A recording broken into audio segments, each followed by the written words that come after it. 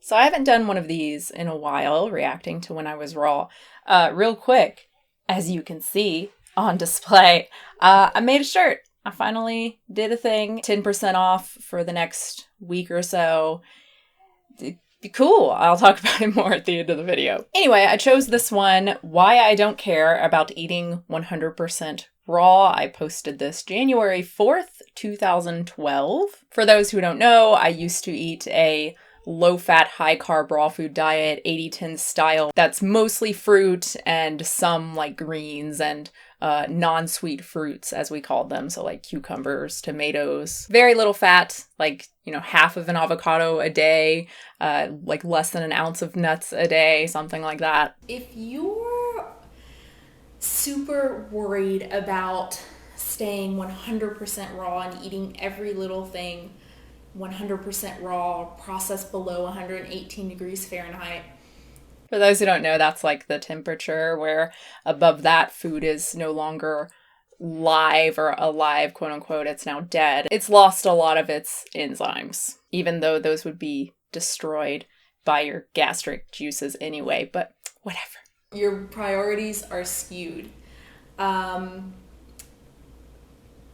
What I mean is that I see a lot of... I love going back and watching channels, people who've been around like making videos for a while, going back and watching their older videos if they still have them up, because every single time the editing is just terrible. There's like so many long pauses, just like several seconds of nothing.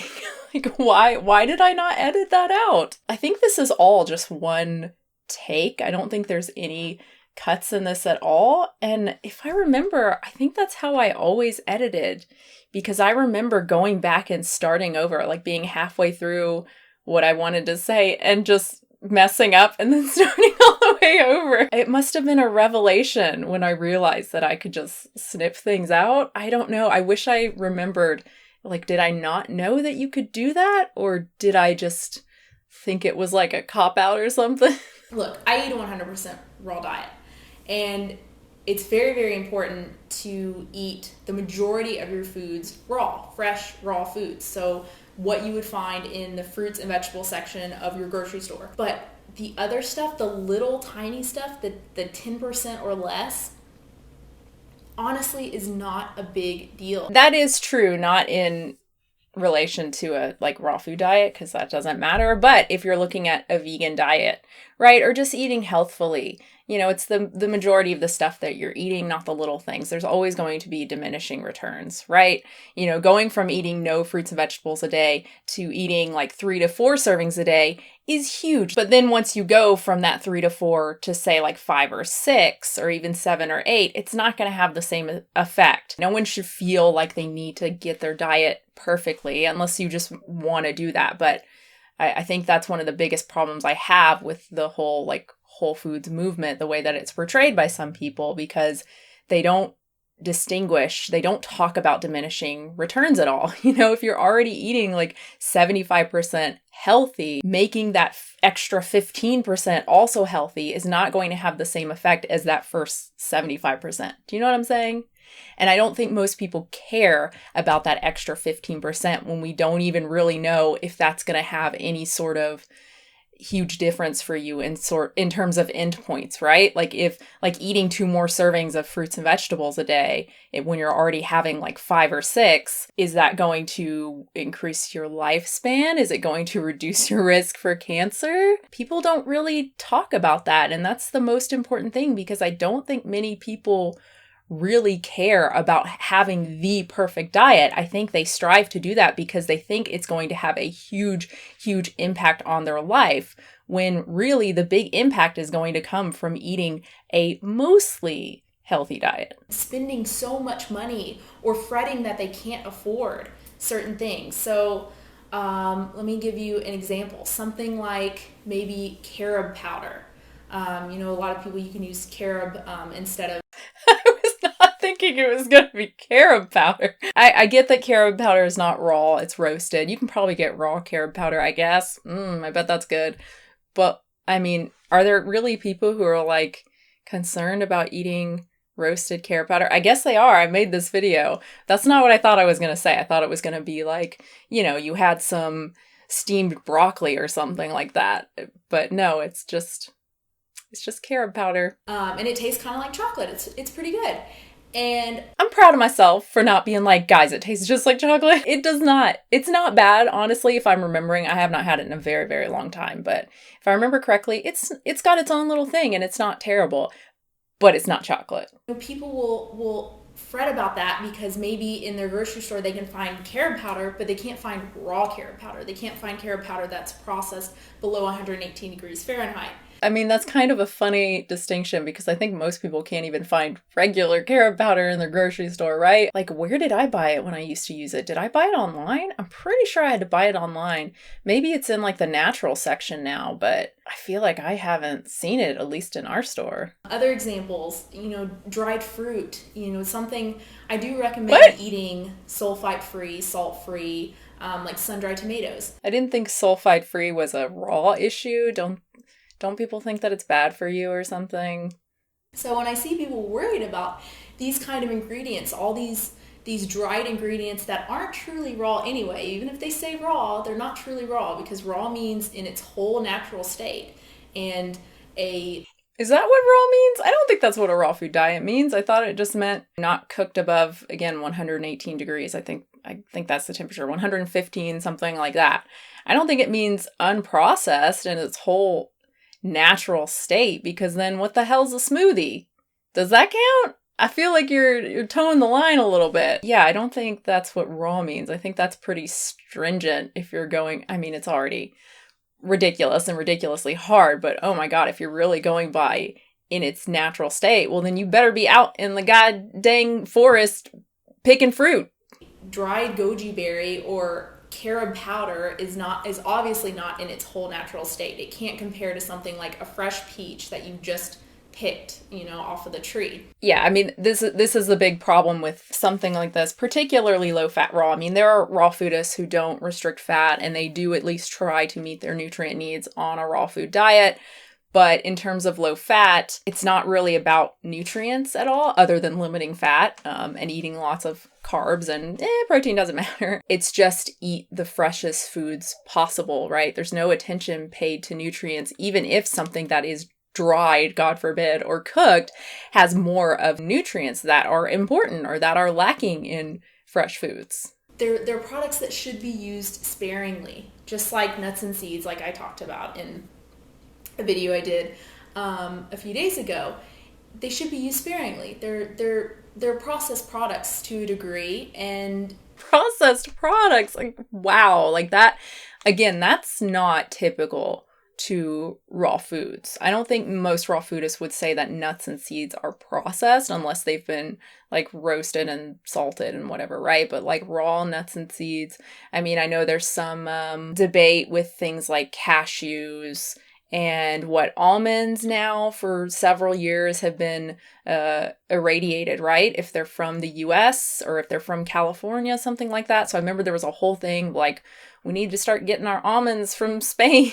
I'm serious. This was like a whole thing. I want to focus on eating the majority of your calories from high carbohydrate foods. So again, sweet fruits, non-sweet fruits like tomatoes and cucumbers and zucchini, greens, tender greens like spinach, kale, romaine, things like that. That's what I'm talking about. They're all put into the same category of like savory things, even though, again, the nutrient composition of a cucumber versus kale or broccoli, or zucchini versus kale and broccoli, completely different. They're not at all the same thing. And implying that, eat fruits and vegetables and then eat some of these foods and you can just replace kale and broccoli if you don't like it, which you probably don't because they're nasty raw, just replace them with raw zucchini, and you'll be fine. No. If you're raw, you need to eat lots and lots and lots of dark leafy greens, especially if you're trying to do the low fat thing where so much of your calories are coming from fruit because they are just so deficient in zinc and iron and calcium. So that's just something I've seen a lot lately, people worried about and saying the raw food diet is so expensive because they're focusing on buying these these really expensive raw products that are just so unnecessary. That's not why a raw food diet is expensive. A raw food diet is expensive because you're eating lots of fruits and vegetables, and fruits and vegetables typically are expensive, especially the ones that you can eat raw, right? Like the cheap ones like carrots, potatoes. Like potatoes you can't eat raw. Carrots you can eat raw, but you can't eat a lot of raw carrots. I mean, I know for me it really messes with my stomach. Bananas are really the only really cheap produce, which is why raw foodists end up eating like so many bananas. A raw diet is inherently expensive, even if you're not going to the, whatever markets, like who was it? What were their names? Matt Monarch. And anyway, they have like a store, a big like raw food store with just a bunch of, superfoods and stuff like that. Yeah, you can spend a crap ton of money buying all of that sort of stuff, the spirulina and whatever else. But even still, just the base of the diet is going to be expensive. Fruits and vegetables, nuts and seeds, they're not that cheap. Focus on eating the majority of your food coming from fresh, whole produce. Okay, well, that was fun. What's worse about this is that in a way, this is more lax than some other raw foodists in terms of like, you don't have to eat 100% raw. I mean, I know that things have changed. I think most people even consider themselves raw foodists, even if they eat like some actually, non-raw things, not like debatably not raw, like dried fruits or whatever. Like they actually eat roasted peanuts, but if like most of their diet is raw, they call themselves raw foodists. I think that's pretty much acceptable now. I know when I did that Kate Flowers video, a lot of people said that, because I said that she's not really eating a raw food diet. She had some sort of like roasted protein bar or something, and people were like, actually, blah blah blah. But when I was raw, no, like you weren't a raw foodist unless you were eating 100% raw. And you would even say like, I'm 99% raw, which how you get the percentage, I don't know, man. It's also silly. It's hard to, I'm thinking about it as if it's a rational thing, like a diet that makes sense, but it really doesn't. So it's just impossible to even talk about it, I guess. I mean, for a lot of people, it's a quasi-religious thing, right? It's like the sort of Garden of Eden type of thing. We're kind of meant to eat fruits, and then some people try to make that a little bit more scientific, and like our brains are, powered by fruit or whatever the hell. But yeah, for some people, it's kind of like this going back to a simpler, more peaceful time, which says a lot, right? I mean, it's pretty hard to base this diet on any sort of science. So, of course, the vast majority of raw foodists, it's going to be a little bit more, faith-based, feeling-based, or even, kind of spiritual. So I hope you enjoyed that, and I hope you enjoy the shirt. For those who don't know, this is like inspired by a great comment that I got a while back, and then made it my Twitter handle. And at some point someone was like, yeah, I'd wear it on a shirt. And so here we are. A partner designed it, and I kind of told them, I don't like that. Oh, I like this. I am the worst possible client. Like, I don't know what I want. I just know that I like something or I don't like something when I see it. So, of course, he would work on something for hours and I'd be like, I don't like it. I'm absolutely a nightmare client. That said, I think he did a really, really good job. And we had a hard time like with the colors and stuff, or if it was just going to be all black and white. But he did this, really light, kind of a teal color for the soybeans under here. And then this little pinky color for the heart, because I really wanted the heart to be pink. I don't know why, I was just really obsessed with the heart being pink. But yeah, I wanted ultimately to have something that was kind of pretty and, it's kind of swirly, girly kind of thing. So you would maybe expect it to say like, I don't know, something girly, and then it says ugly soy bitch, and it's kind of hard to read, so I don't know. I just thought that was really funny. I like the juxtaposition of ugly soy bitch, and it's all like pretty. And this shirt is awesome. There's a women's one, women's boyfriend tee, I think is the style, which is what I'm wearing. And then there's also a unisex version. I love this one. This is one of their premium shirts. The unisex is also one of their premium shirts. It is so comfortable. Number one, I love the length of the sleeves. I love when t-shirt sleeves are just a little bit lower. You know, they're usually like here or so. I like when they're just a little bit lower, like this length. And also just the length of the shirt is a little bit longer. It's a fitted shirt, which I like because, you know, I'm boxy up top. So when I wear something like a unisex, it just makes me look even boxier. I need it to be a little bit more fitted. So I like that this is fitted, but it's still kind of loose. It's a really good t-shirt. It's really, really soft. It's really comfortable. Oh yeah, the 10% off, which will expire next week. So don't feel like you have to buy it now for Black Friday or whatever. I don't like that stuff.